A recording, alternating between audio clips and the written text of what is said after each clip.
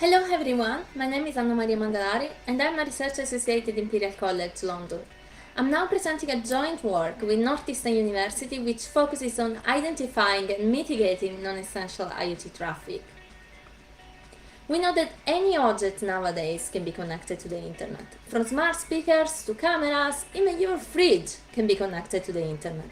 And we call this Internet of Things devices. And they are great. We can ask them to shop for us, they play music for us. While these devices often come with convenient services, they open the door to numerous privacy and security risks. These devices often expose information to a large number of destinations, including third parties, advertising, and tracking services. One of the critical steps that will enable transparency and privacy by default is solution at edge, at consumer zone. We need an automated framework for detecting and isolating non-critical communication from IoT devices that automatically blocks any connection that are non-essential for the functionality. For this approach to work, we need a systematic approach to identify and block traffic that is non-essential for a device to work, with a little to no user configuration. Since the IoT devices can potentially expose information about its users to any destination, since most IoT traffic is encrypted or encoded, and the vast majority of IoT systems are closed, it is infeasible to perfectly infer what information is exposed through network connection using black box techniques. So, from our previous work, we learned that some traffic is essential and some is non-essential, so we had an idea.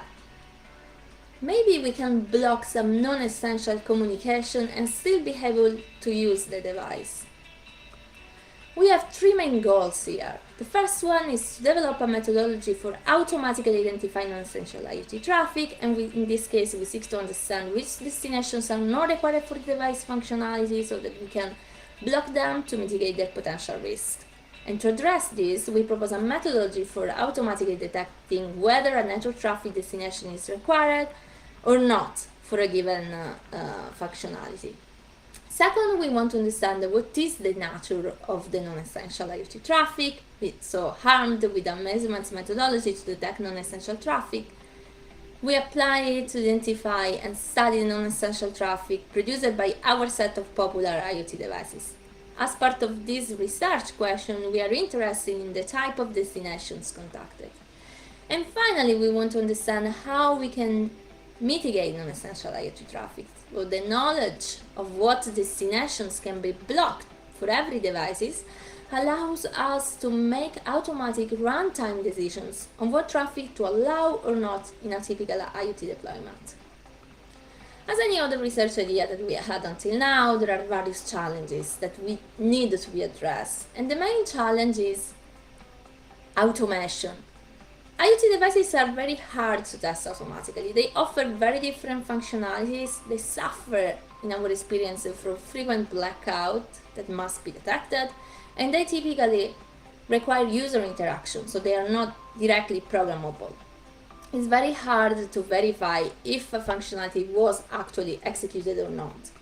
But we had some ideas. We can use companion devices, so phones and voice assistants, and we can use network traffic patterns to classify IoT devices' response. We consider IoT devices as a black box, so we have no control over how an IoT device works internally. We do not look at the content of IoT communication, which is mostly encrypted, so no content interception and inference. We do not test all the functions. We consider the most characterizing, one depending on the device category, and it must be initiated by the user. So we develop a measurement methodology and we consider 31 devices in total, and we have a router with IP filtering and DNS filtering capabilities. We have power plugs and scripts to power cycle the devices. We have trigger script to invoke IoT devices functionality. We have companion app interaction and voice assistant interaction, and we have probe script. How did we use the testbed and devices for doing the experiments? We have control experiments in which we automate the interaction with the devices using a companion app, or we use speakers for automatically asking questions to the device. For each device and functionality, we identify a trigger and a probe. The trigger is created for executing the functionality, that can be switching on the light, for example, and the probe for determining if the functionality was executed. For example, for the smart bulb, the trigger is switching on the light through the companion app, and the probe is compare the screenshot of the app while I'm executing the trigger with the ground truth screenshot of switching on the light. We tested the probe 30 times against the ground truth, and we got an accuracy of at least 80%, with the majority of the devices having an accuracy of 100%. We then need to identify the non-essential traffic, so we collect all the destinations and block them one by one. If the functionality succeeds when a destination is blocked, such destination is not required. Otherwise, we classify it as required. We set up the experiments, testing as much as function as possible per device and category. For each of them, triggering and probing strategies was used, and probe success rate evaluation in 3 different points on time: May, July, and October 2020. So we take a sample screenshot of the app for each device for the desired state during a preliminary manually executed experiment, and then using the similarity to such screenshot to then infer the state of the devices. We also use traffic analysis for understanding when a television or a smart speaker device activate, thus probing our function. We found that more than 50% of devices have non-essential traffic, mostly cameras, smart speakers, and video, so devices that are streaming content. There are some possible explanations for this. First of all, complexity, so skills and apps in the case of these devices that are giving us content, or for example, uncommon vendors, so rebranding in the case of cameras. The number of non-required destinations is 62, against 57 destinations marked as required. Non-required destinations are contacted the most by camera, speakers, and video devices, but it also happens on simple devices such as the TP-Link smart plug and smart bulb, for example. Third parties are always not required, probably because of background app activity. In the case of the video streaming devices, Netflix. So some first support parties are also not required. Unfortunately, we cannot know why some first party are not required because the majority of the traffic is encrypted. The best guess is that those destinations are used for firmware upgrade or maintenance. The worst guess is that those destinations are used for data collection. There is a good news on all this. Non-essential traffic is relatively small, so less than 1 kilobyte per device.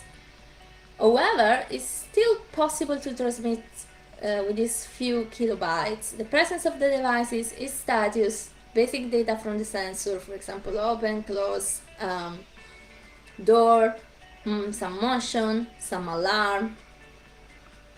In this analysis, we check whether any destinations that are not required for a device are required for another device. And we define this destination as device dependent. So knowing if there are any destinations that are device dependent is important, since their existence means that a blocking approach to prevent non-essential traffic cannot rely only on a flat list of destinations. Rather, blocking of destinations must be device specific for at least some devices. So we found that 2 destinations are not required for some devices, but required for others, even for devices from the same manufacturer.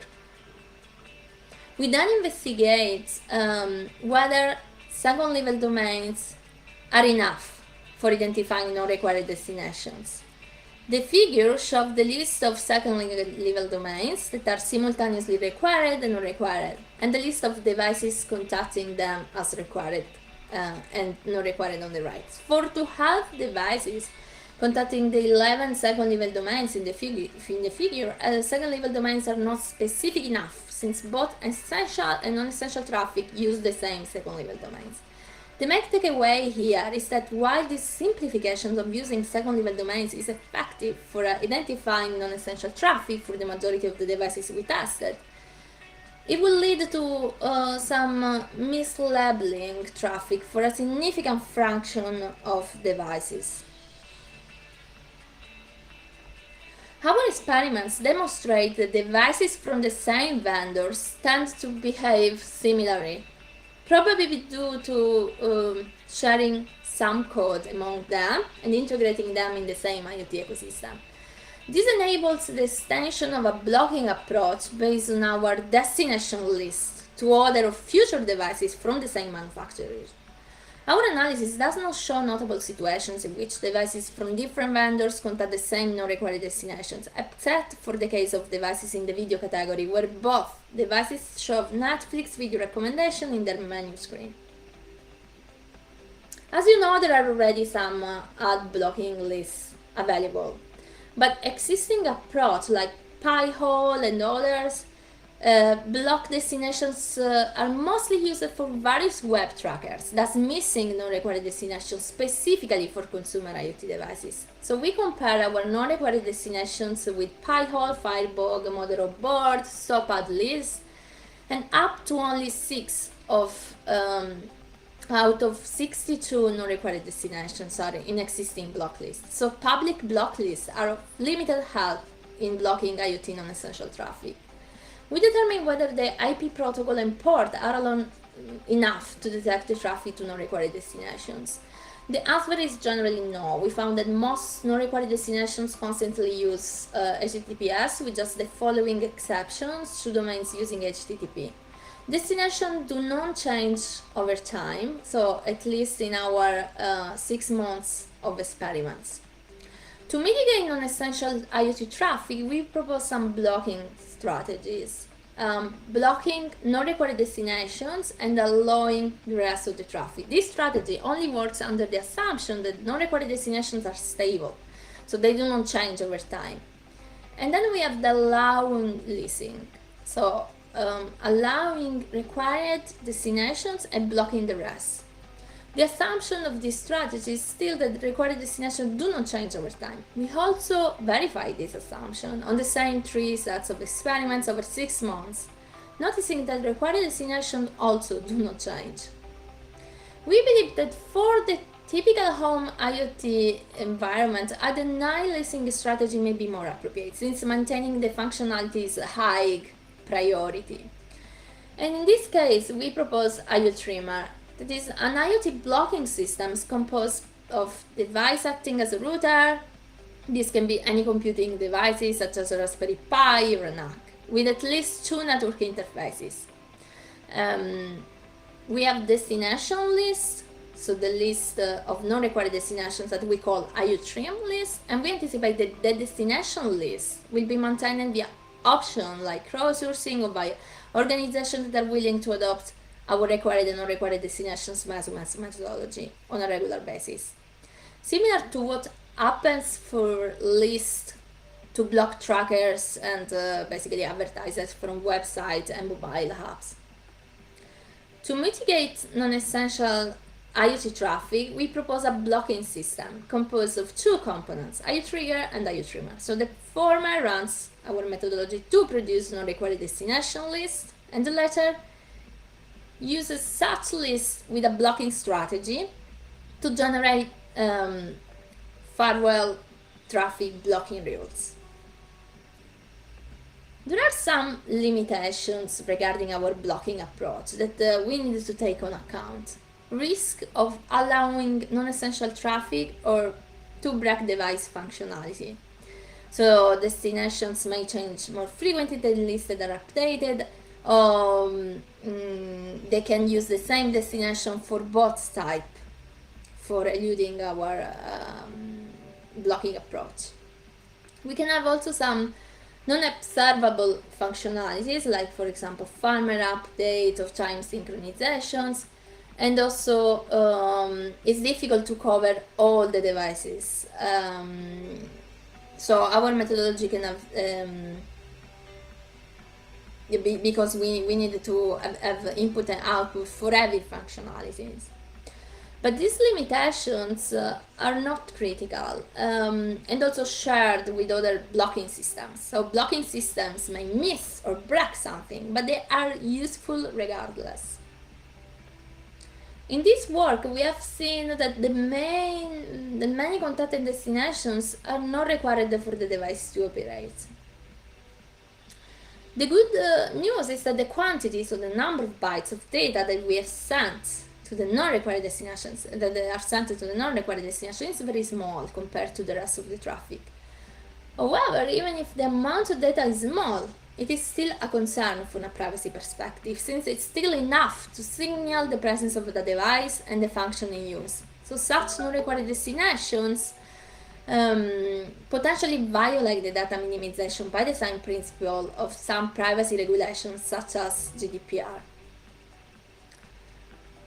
And unfortunately, many devices' privacy policies provide little information about how they use data from their customers' devices. In many cases, it is unclear whether the behavior of some devices is not consistent with what is stated.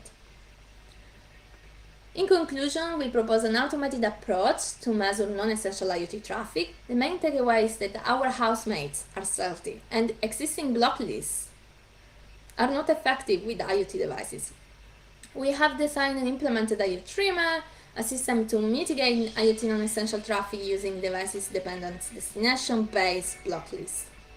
All our software and lists are open source and available for download. Thank you very much for your attention.